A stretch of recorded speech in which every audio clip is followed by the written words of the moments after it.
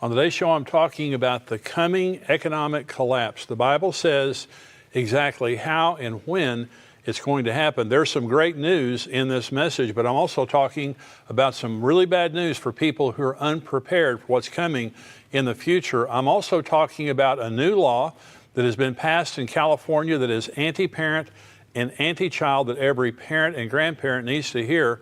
I'm talking about the asteroid Apophis that is coming to the Earth in 2029, supposed to hit the Earth, according to many experts. I'm going to be talking about that, but the biggest danger, according to the scientists, is not Apophis. I'm talking about that. I'm also answering questions such as, can I lose my salvation? And what if I'm sinning when the rapture occurs? I'm Jimmy Evans. Welcome to the Tipping Point Show.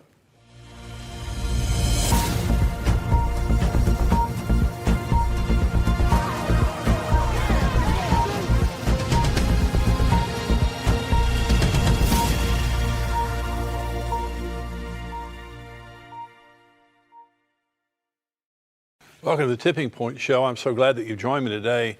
This message called The Coming Economic Collapse, very, very important. A lot of people have a tremendous amount of anxiety about the economy of the United States and also the economy of the world, and rightly so. You know, we have a $300 trillion world debt right now. The world debt is unsustainable.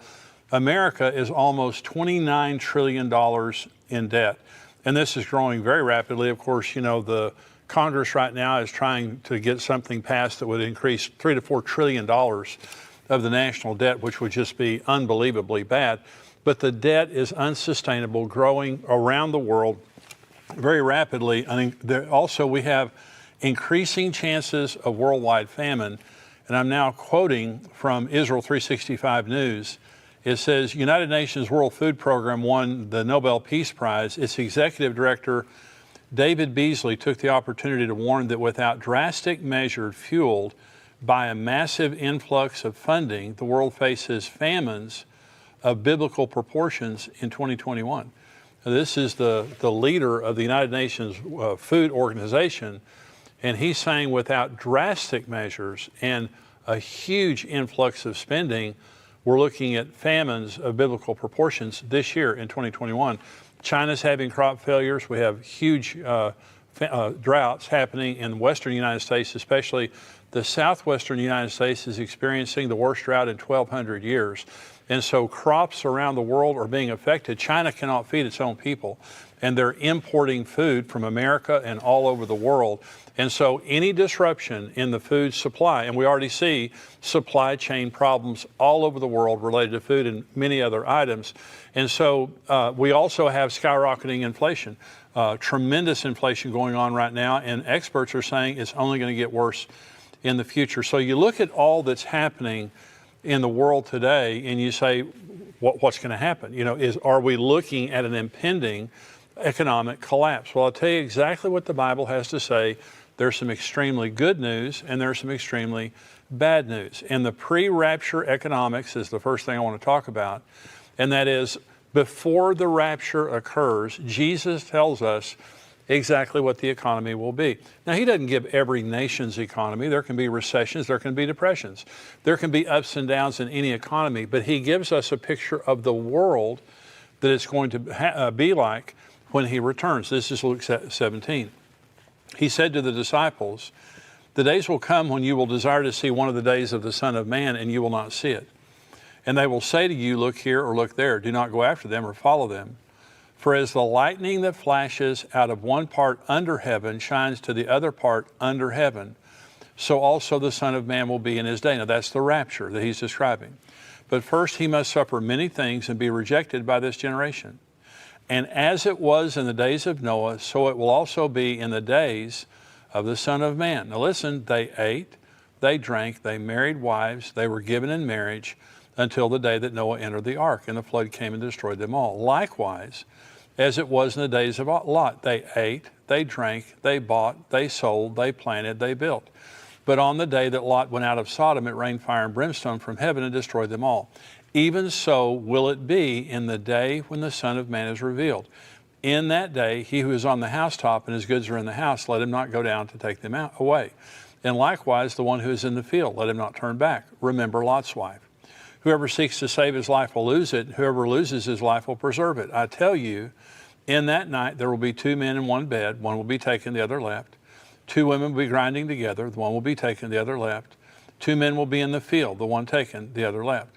And so Jesus tells us, as it was in the days of Lot, so it will be in the days of the coming of the Son of Man. They bought, they sold, they planted, they built, they married, they were given in marriage. And so there are, according to this text, there are four parallels according to Noah and Lot in the last days that we're living in. And the first is worldwide rebellion to God.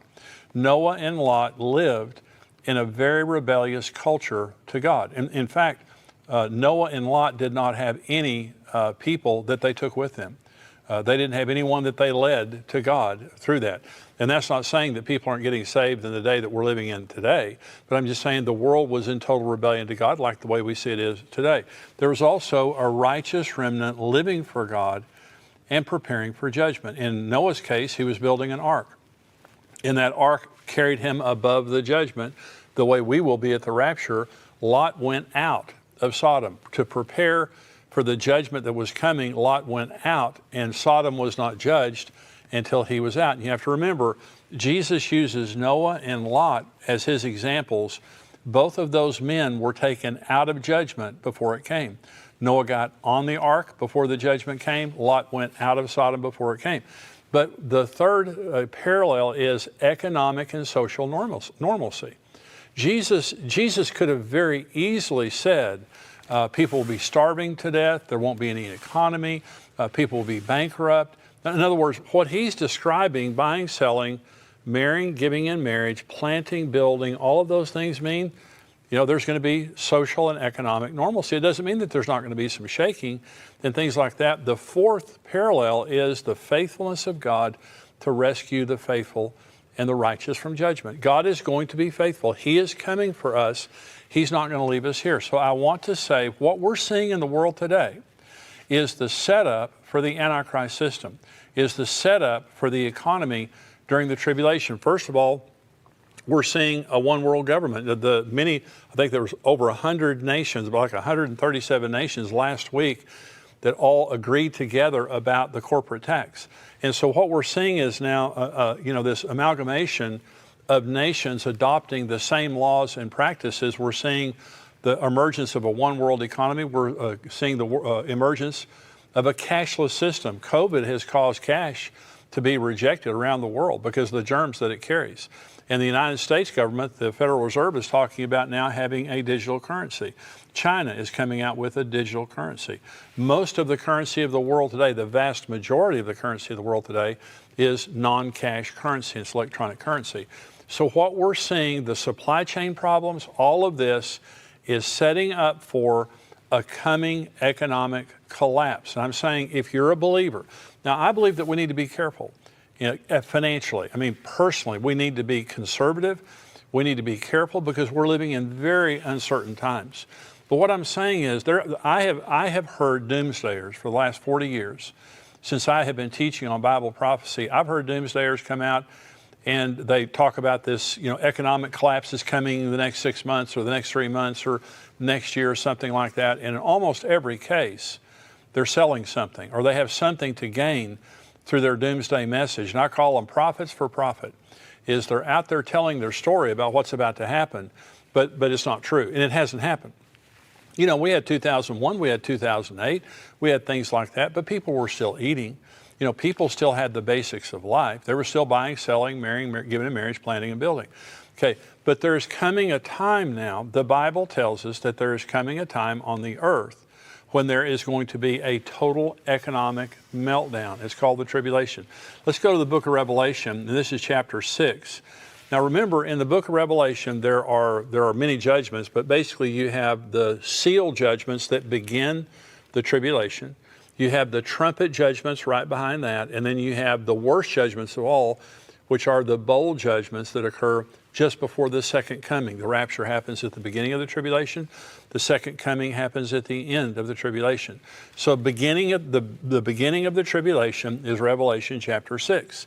And the seals begin to break. This is when the economic collapse comes. This is Revelation 6, verse 1. Now, when I saw when the Lamb opened one of the seals, and I heard one of the four living creatures saying with a loud voice, with a voice like thunder, "Come and see." And I looked, and behold, a white horse. He who sat on it had a bow, and a crown was given to him, and he went out conquering and to conquer. This is the Antichrist. This is a false Christ. He's on a white horse. He looks like a savior, but he comes to take peace from the earth, and he does.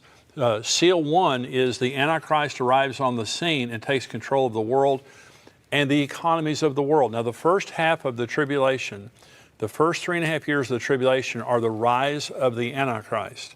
And by the middle of the tribulation, this is Revelation 13, he takes control of the economies of the world. This is Revelation 13, begin verse 16. He causes all, both small and great, rich or poor, free and slave, to receive a mark on their right hand or on their foreheads, and that no one may buy or sell except one who has the mark or the name of the beast or the number of his name. And so the first thing that happens to the economy is the Antichrist begins to gain control over the economy. This is the second seal. This is verse 3. When he opened the second seal, I heard the second living creature saying, "Come and see." Another horse, fiery red, went out, and it was granted to the one who sat on it to take peace from the earth, and that people should kill one another, and there was given to him a great sword. And so the second seal is a spirit of violence and murder, such as the world has never seen, disrupting societies around the world. Now, you think when you see right now what is happening with all the school shootings, church shootings, mass violence, all the murders that are happening, across America and around the world, you think this is a violent world? This is nothing compared to the tribulation. The societies around the world will be disrupted by the violence. God is going to remove peace from the earth, and all hell breaks loose. The third seal, and the economy continues to collapse with every seal. This is verse 5. When he opened the third seal, I heard the third living creature say, "Come and see." So I looked, and behold, a black horse, and he who sat on it had a pair of scales in his hand. And I heard a voice in the midst of the four living creatures saying, "A quart of wheat for a denarius, and 3 quarts of barley for a denarius, and do not harm the oil and the wine." A denarius was a day's wage. And so a quart of wheat or 3 quarts of barley, this was enough to keep you alive for the day. And so what is being said here is scarcity and famine is coming to the earth. That's what the black horse is announcing. And it's saying it's going to take you a day's wage to stay alive if you have that much money.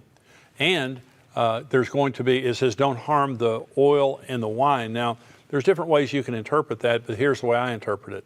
There will be luxuries available, but not the necessities. People are going to be dying in mass during the tribulation, and they're going to be leaving luxury items around their house and things like that. So if you want to drink wine, great, that's fine. Do you want to have some oil there to put on your skin, or maybe to include in your food, or to light a lamp or something like that? That's, by the way, this is talking about olive oil. This isn't talking about petroleum. When it says don't harm the oil or the wine, it's just talking about luxury items that will be available, but the necessities won't. Here's the fourth seal. When he opened the fourth seal, I heard the voice of the fourth living creature.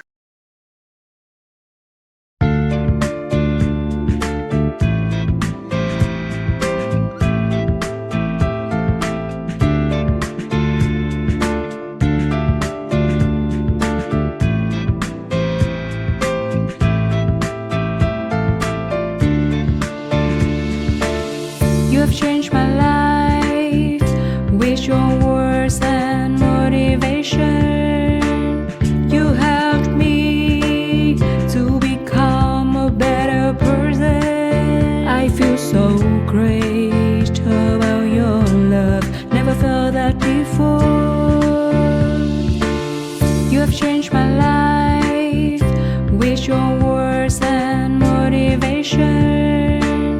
You helped me to become a better person. I feel so great about your love. Never felt that before. You are not only good by heart, but you also have a good soul. I'm lucky to find someone as wonderful as you are. I am so thankful to you for coming in my life and making it so nice.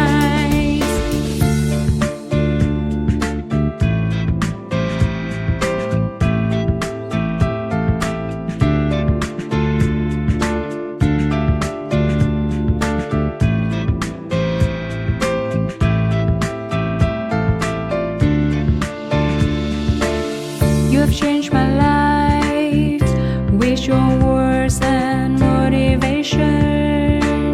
You helped me to become a better person. I feel so great about your love. Never felt that before. You have changed my life with your words and motivation. You helped me to become a better person. I feel so great about your love. Never felt that before.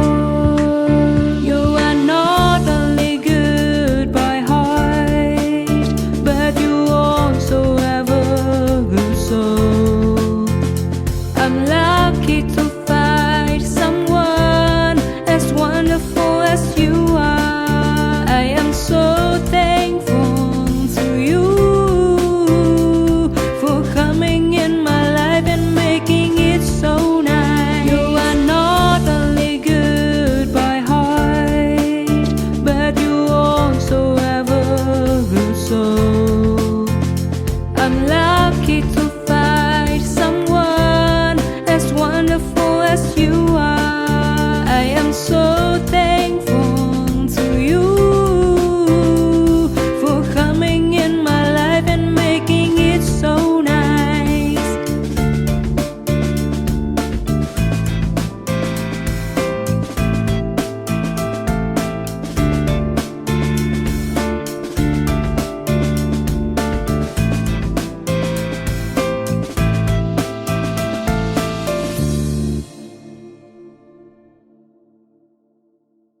Were saying, "Come and see."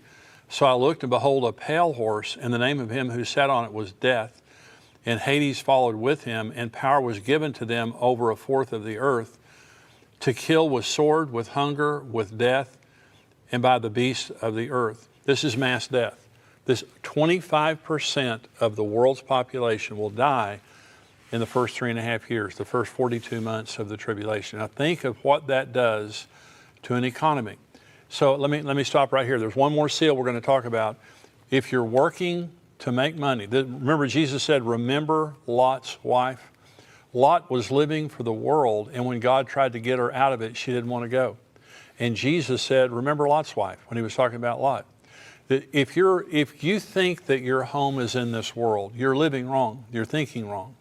If you're trying to amass wealth in this world, every nickel you make is being laid up for the Antichrist. He will control the economies of the world.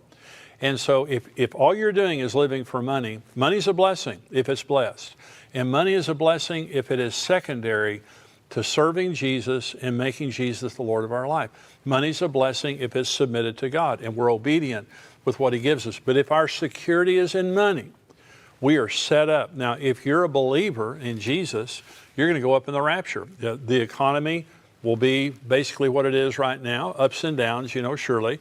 But until Jesus comes, they're going to be buying, selling, marrying, giving in marriage. But after the rapture, when the tribulation comes, if you're here, if you're not a believer in Jesus, if you're here, there will be no economy. It will take everything you can get together to survive.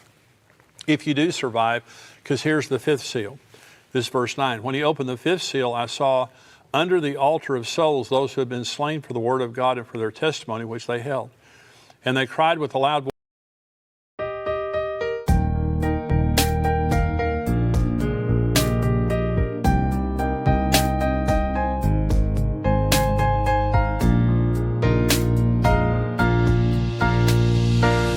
I want to thank you for your unconditional love for me.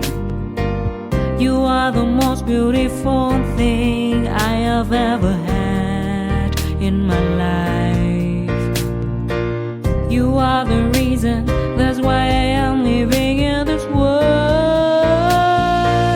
I wanna thank you for your unconditional love for me.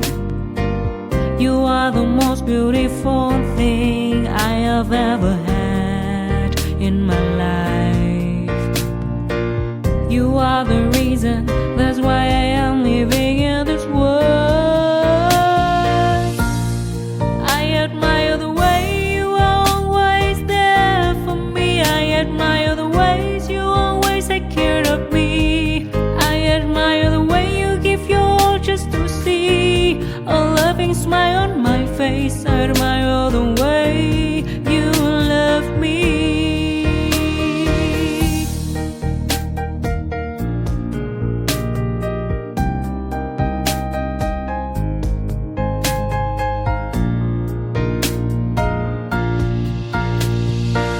I wanna thank you for your unconditional love for me.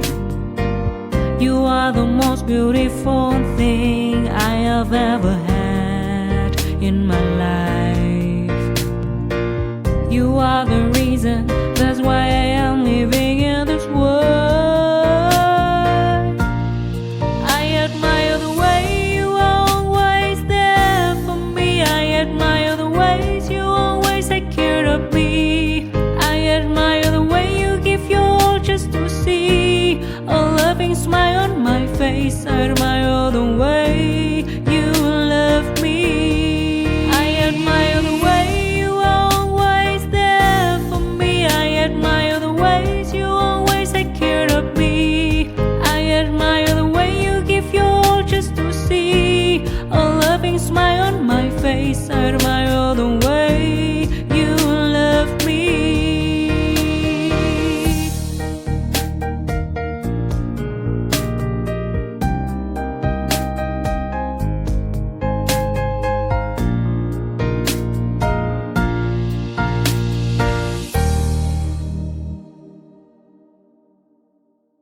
Voice saying, "How long, O Lord, holy and true, until you judge and avenge our blood on those who dwell on the earth?" Then a white robe was given to each of them, and it was said to them that they should rest a little while longer, until both the number of their fellow servants and their brethren who would be killed as they were completed. Mass martyrdom. This is for those people who are left behind when Jesus comes and they begin to give their lives to Christ during the tribulation. They will be martyred in mass. And so all of these things will be happening during the tribulation. Before the tribulation, the economies of the world right now are being arranged in a one-world cashless society that the Antichrist is going to inherit. He's the one who's going to control the economy during the tribulation. But while he's controlling the economy, peace is taken from the earth. There's scarcity on the earth. 25% of the earth's population, 2 billion people, is going to be killed, and there will be mass martyrdom for being a Christian. There will be no economy as we know it right now during the tribulation period of time. There is coming a worldwide economic collapse. If you're a believer in Jesus and you have made him the Lord of your life, you're not going to see it. You're going to go to glory, and you're going to live in the most opulent wealth that you could possibly imagine forever and ever and ever. If you're not a believer in Jesus, this is the time to make Jesus the Lord of your life. You can have economic security, you can have eternal security in Jesus, and all you have to do is just say, "Jesus, come into my heart. I make you the Lord of my life. I invite you to come into my heart, be my Lord and Savior." Just pray a short prayer like that and make Jesus the Lord of your life. We're going to go now to the subscriber portion of our program. If you're not a subscriber in endtimes.com, I want you to become a part of our community. And you know, not only do you get the full Tipping Point show, you get the articles that come out all week long.